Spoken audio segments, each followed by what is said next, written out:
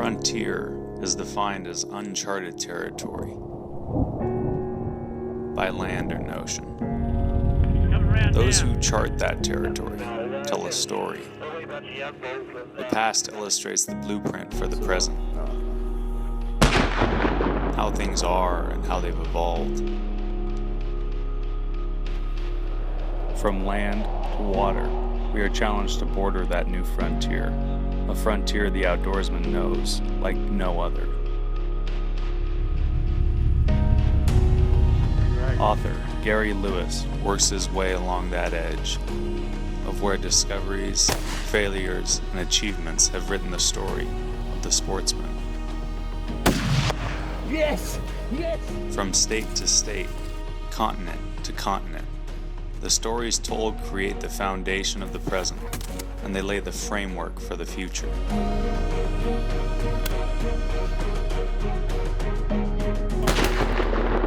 Through the muzzle fire and on the stone are stories from the edge.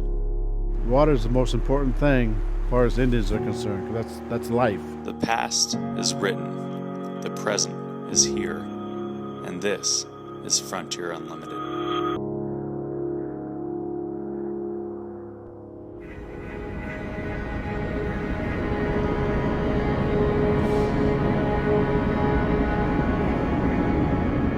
In May and June, they fill the Willamette River, strung out by the tens of thousands for a mile below the falls.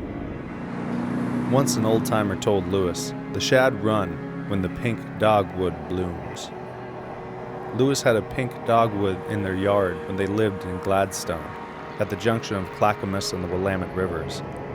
When they moved to Oregon City in 1991, Lewis planted a dogwood there. When it bloomed, he knew it was time to go fishing.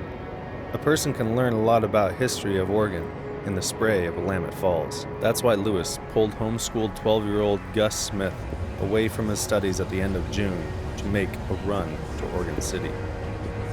They checked in at the Best Western Rivershore Hotel near Clackamas Park. In the morning, they trotted out to the dock to meet Rob Crandall and 11-year-old Tanner. Above them, on Interstate 205, a calamity of computers had conspired to spread a traffic jam betwixt Vancouver and Tualatin. They passed beneath the Oregon City Bridge and could see the falls ahead. Salmon fishermen trolled for late spring Chinook, and shad anglers were anchored in various runs. So Gary, right now we still have a number of spring Chinook coming through here. These are Chinook that are headed for the upper Willamette, the McKenzie, Sandy M rivers. Yep. And this year, with all the snowpack we've had and the high flows, the fish have really seemed to come in really late. Mm-hmm. So here it is, the middle of June, there's still some salmon coming through.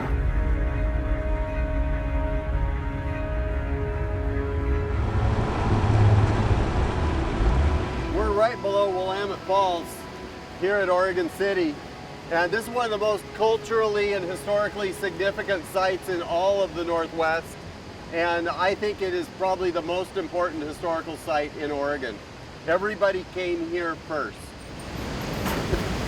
Salmon fishermen trolled for late spring Chinook, and shad anglers were anchored in various runs. I like how you just throw that anchor right over the top of your fly rod. That is just skill and talent. Yeah, an anchor won't break one of those. You should see the anchor tossing contest the fishing guides have up here. They do that at Lava Lake too. So we do 2 jet boats up here, fly fishing for shad. He's on another one of our favorite spots. We call that the Point. Yeah. This is the first time the water's been low enough this year that they can actually access the falls. Yeah. It has literally been roaring this year. Yeah. When I started the first week of June, it's dropped almost 5,000 CFS, which is almost, the entire flow of the Deschutes, right? Right. And it's still much, much higher than it has been this time of year. What they're doing over here is a survey of the lamprey habitat. The lamprey is a cultural and historical part of the whole anadromous fish ecosystem, and these things are migratory, And this is one of the places that they know that they can find them. So they're doing a survey right now of the habitat and seeing what kind of numbers of lampreys can be found here, and then what they might be able to do to assist in restoration and recovery of the species. This is the gray line, that's the sinking portion. This is the floating portion. This is what gets our fly down to where the shad are. We need to be down about 6 feet. That's where we like to be down to. It's about 30 feet deep out here, so we can let it sink a little bit, not worry about hitting rocks. But right over in here, it's kind of snaggy. So we want to make sure we're moving the fly and retrieving the fly through there fairly briskly.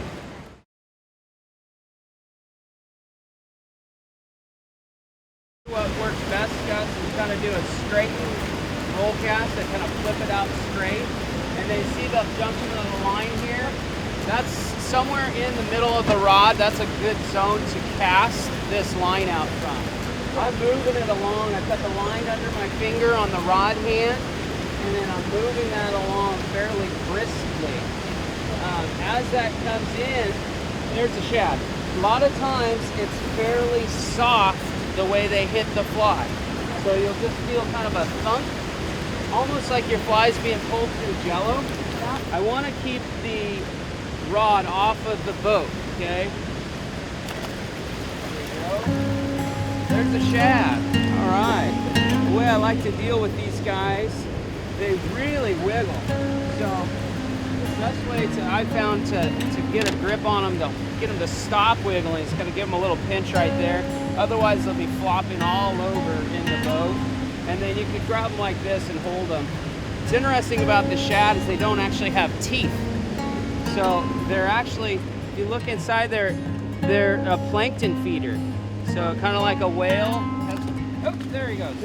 Well, good thing he went outside the boat instead of in the boat. So don't ever say whale around a shad. They just, that's what they're afraid of the most. That and guts. Tell you what, I'll toss one out here for you and I'll hand it to you and you practice the retrieve, okay? Shad were introduced as a food fish, another commercial opportunity all up and down the West Coast. And they took off in places like the Sacramento River and the Umpqua River, the Coos, and the Columbia. And so we've got a really healthy run of shad. And when I say healthy, I'm talking millions and millions and millions of fish in the Columbia system and the Willamette. And this is as far as they come upstream in the Willamette. And they provide a really good sport fishery now from May into June. And so we're here middle of June on the Willamette at Willamette Falls, kind of the hub of shad fishing on the Willamette River. A plankton eater, the American shad is the biggest of the herring species and averages 3 to 5 pounds. Gus took over, shaking the line out from the rod tip. Little crisper on your strip. He picked up the line and laid it down. Going around the corner, right? That's where they love to hit the fly. There you go, you got him, buddy. Good job. Right. Oh, keep pulling, keep stripping line in. Just keep stripping it in. He's still there. There you go. Gus, move to your left just a little bit. There you go. Hey, all right, good job, guys. First shad. Way to go. Good job, Tim. You're gonna give him the pancake flop. There he goes.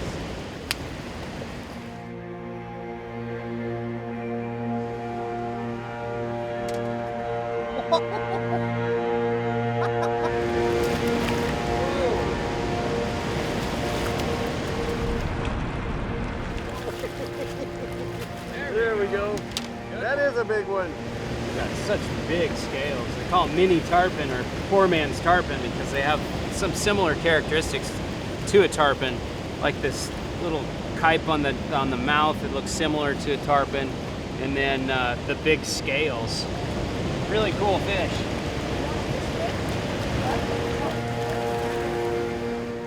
Well, that was fun. Let's catch like 30 more of those now.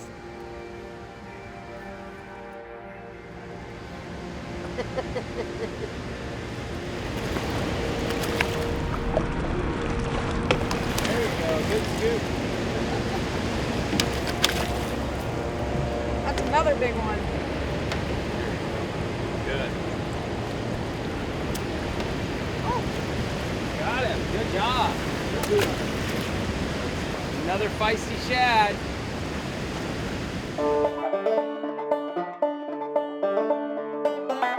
Shad fishing seems to be a little bit on the slow side of what I'm used to with all this high water.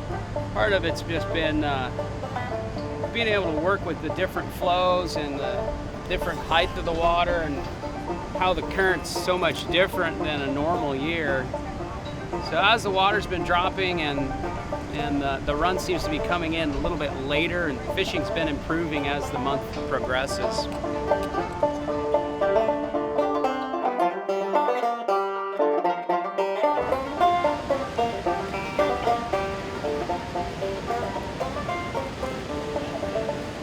Prospecting for shad, look at the condition of the water. High, heavy flows make it difficult for the angler to control the boat, reach the fish, and read the water. Optimum conditions are when there is 5 to 7 feet more of visibility. Crandall looks for areas where the water is soft on the edge of a fast current. Crandall finds better success on dark days with chartreuse and fluorescent orange combinations, and flash is important.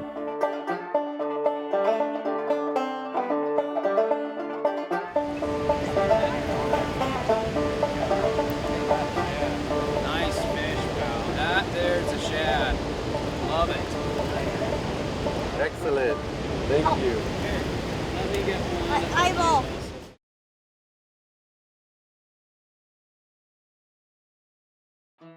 Dribbling water-soluble goodness onto the shad dart earned Lewis a fish, the first cast each time. I put banana on a shad dart one time and it works. Yeah, you never know. I mean, these shad, if you have the right size, they hit it. But if you get too big, they don't. There, fish Oh, hole. there it is. First cast. It works.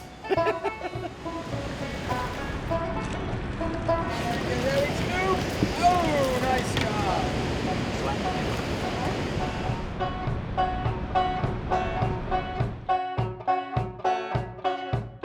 Double, Gary. Okay. There we go. Got a double.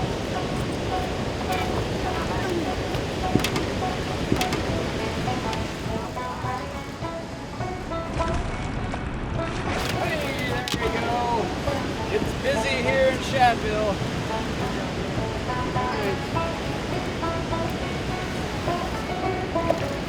Sing, away goes. Casting distance is not much of an issue. Some anglers pay out line while others use the lob and launch. It takes a fairly short back cast and then a strong forward stroke. There you go. No rest on that net. Oh, got one. This time, guys, let's net both these fish at one time.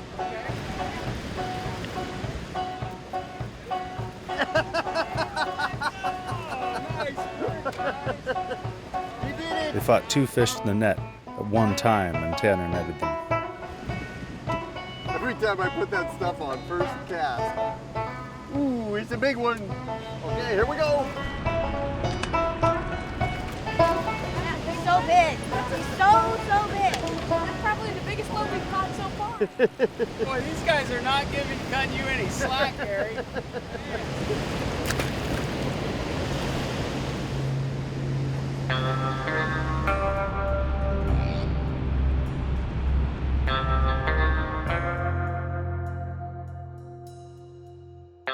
The males come in first and they tend to be a lot smaller, and then the females show up later in the run.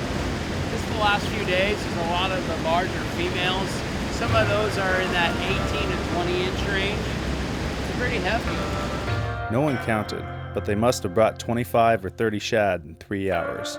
Generally, you need about 5 feet down, Crandall said. That's where the long sink tip comes into play, dropping the fly fast. No more than 30 inches of leader is necessary. Go.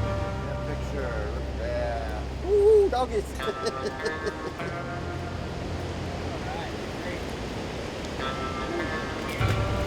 Just like trout. There we go.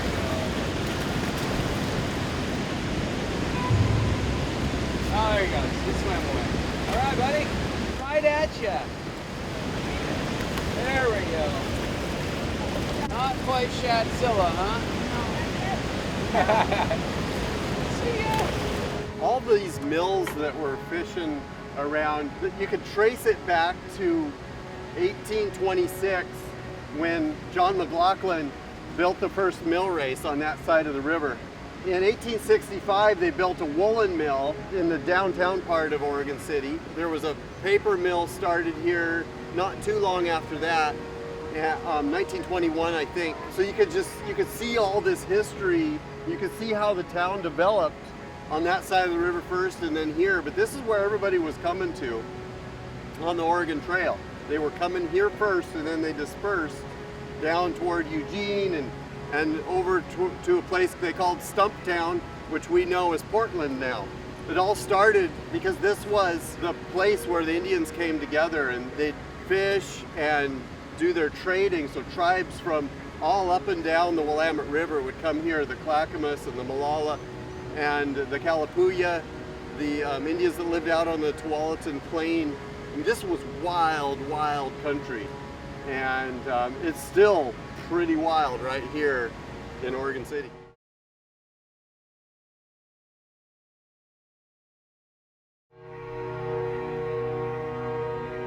Yeah, what we like to do is associate our boat position near the edge of current.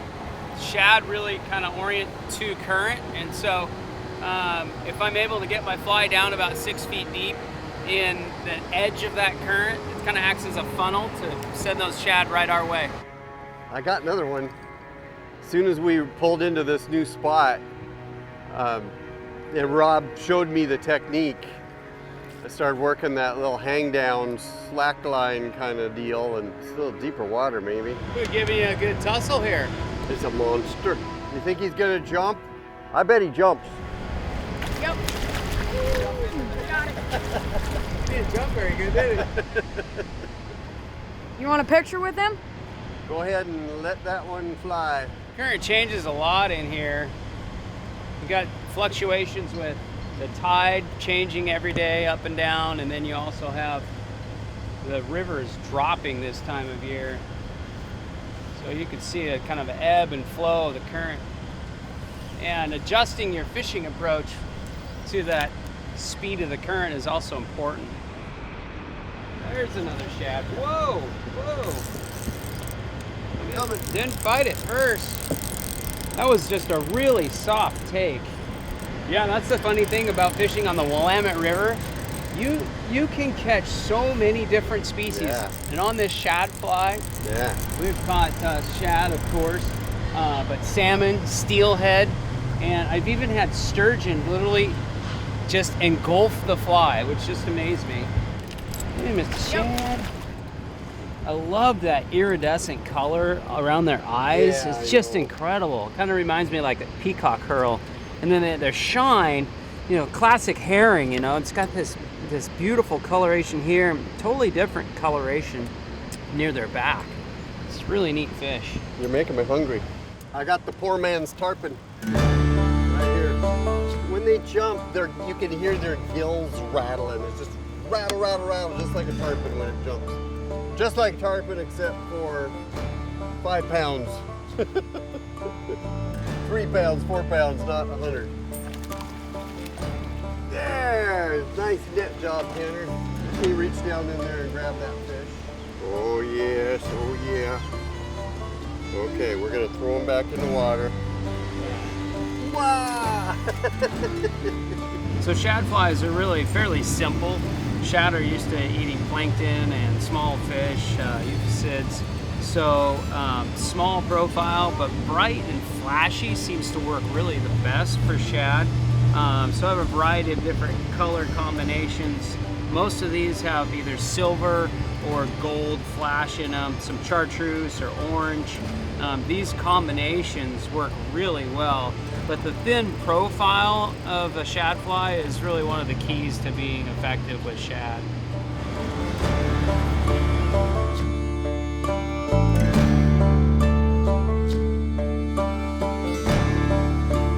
So fun to have a fishery that you can actually go out and catch a bunch of fish.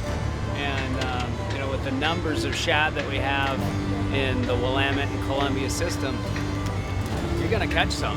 And it's so great, you know, my son can grow up with a fly rod in his hand and catching a bunch of fish. I love it. It's a cool thing. Get it. Nice.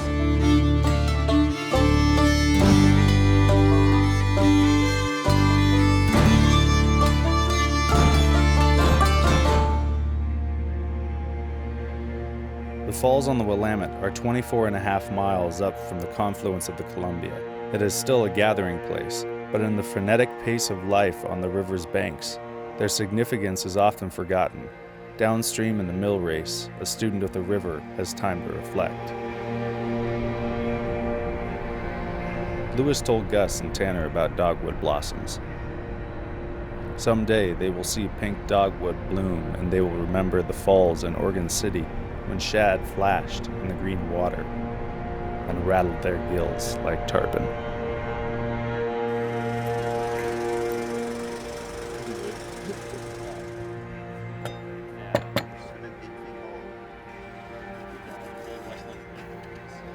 They sound kind of creepy. Real estate nor money.